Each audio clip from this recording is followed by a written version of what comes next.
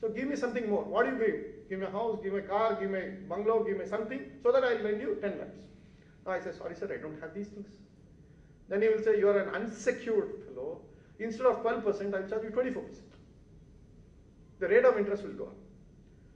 But the other way of doing it is, charge the interest upfront. So people, when they lend, they don't lend 100 rupees, they lend 76 rupees, deducting the interest. So at least the interest is there. Countries have a more sophisticated way. When there is a mismatch between borrowals and repayment, they devalue their currency. When they devalue their currency, their exports become competitive, their imports become costly, their loans in their books becomes costly, in their domestic books becomes costly, and over a period of time, they prohibit people from borrowing from outside, and in the process, they give an incentive for people to save in their country, and by doing all these things, they hope that they will be able to repay their past loans. So devaluation, we also underwent a painful devaluation in the year 1991. At that time, the dollar, I think, dropped from 16 to 24. Something around 50% devaluation was there in two shots. Manmohan Singh was there, and that was a stimulus given to the Indian economy, so that there were so many other consequences. Inflation will go up. We have to definitely cannot import. Imports will become costlier. Fuel prices will go up. All these things will be there. But a country has to take a matrix and say, look, okay, we will try to take this as a view to devalue. Many countries devalue. In fact, devaluation as a route is not available to Greece. In fact, Jesus Christ on the cross has more elbow room, headroom and leg room than Greece today. He cannot move anywhere. You cannot borrow, you cannot devalue, and you have to maintain a lifestyle because Germany, France, and other countries are there. You have to also spend the same way. But your people are not ready to work the way Germans are doing. This is the biggest problem economists should have foreseen. And I will come to this, the fag end, and explain to you why this has failed. But so today what is happening? With euro, there are only two possibilities. Either Greece goes out, in which case the eurozone collapses, or Greece remains, Germany will go out. Because the incompatibility between Germany and Greece has reached a stage that both of them cannot live in the same house. One of them had to get out. Germany actually thought that we will have a huge eurozone which will be having a population of around 300 to 350 million people, which will be roughly the population of America. Our purchasing power will be roughly the population equal to the population of America. We will have the same amount of clout, and Germany thought it can dominate the world through the euro. This was one idea of Germans. Look how much they succeeded also. What was $0.8 to an euro in the year 2000, it goes up to $1.6 in the year 15th July 2008. In 8 years, it virtually shows 100% appreciation. Then, on 8th October 2008, it comes down to 1.25. It shows a 20-25% depreciation. Again, on 10th December 2009, it appreciates to $1.5. Today, it's around 1.25. Again, it has fallen by 20%. And now people say, by this year end, it's likely, if the euro survives, it will be 1.1 dollar will make 1 euro. Meaning, for every euro you export in rupee terms, you will get, assuming that the dollar is 45, you will get around 50 rupees. Not so long ago, exporters were getting 70 rupees to the euro. There is a side angle to this.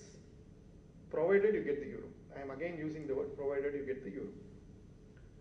Germany is a huge export machine. It has been made much stronger by this particular depreciation. Because today, German goods will get flooded into the markets at $1.25. Even at 1.6, they were able to sell. Today at 1.25, they are becoming extremely competitive at the global scenario.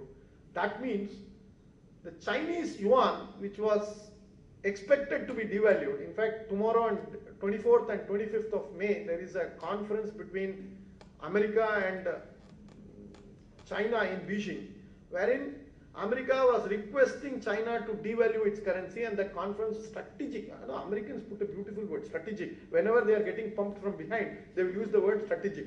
And China is holding them by the scrotum, and they are saying, strategic talk, come. They are in excruciating pain. They say, come, let us talk. You know, we have to talk this. As if China is in a problem. I know China is happily watching this fellow. Yes, we will come.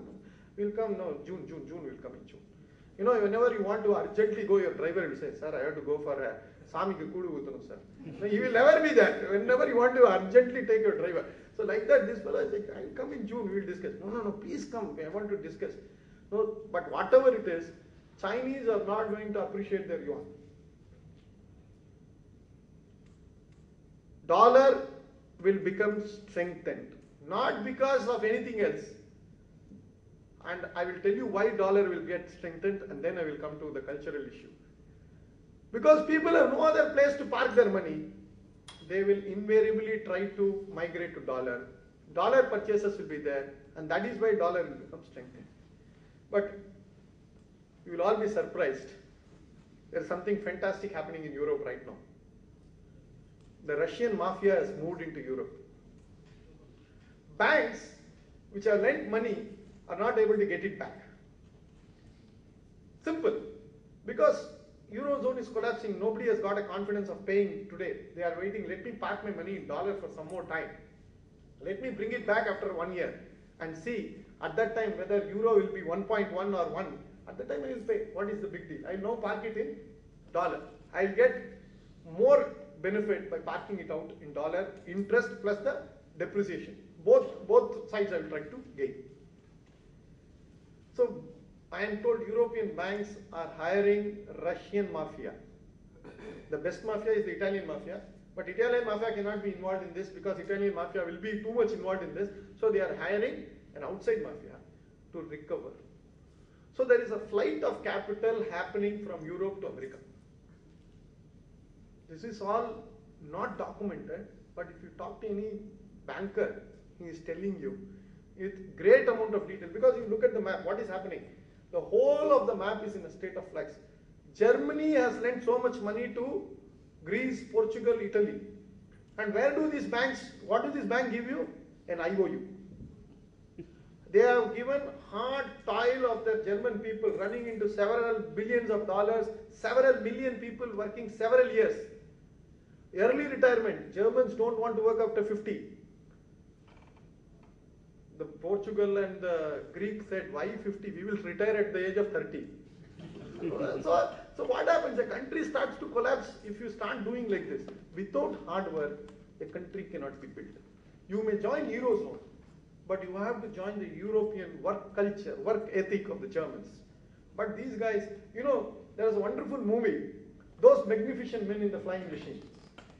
I don't know how many of you had the pleasure of watching it. It's actually set in 1930s, and there is a flight race. Whoever can make a aircraft and fly between London and Paris. Whoever reaches Paris first will be given an award. There is an Irish, British, Italian, French, and American, Russian, all these guys, German, all these guys enter the race.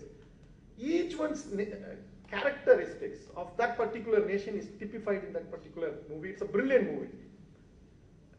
The long and short of it is, each one behaves exactly the way he is being brought up, or his culture actually tells him to react. The German, you will find high up in the sky, will open the book and look into the manual and then only drive the plane. In fact, that's one scene that I recall. He will not drive the aircraft with his instinct or his knowledge, but he will look into the manual and then only drive. Each one behaves differently. Yet you want to have a common currency. In fact, some of our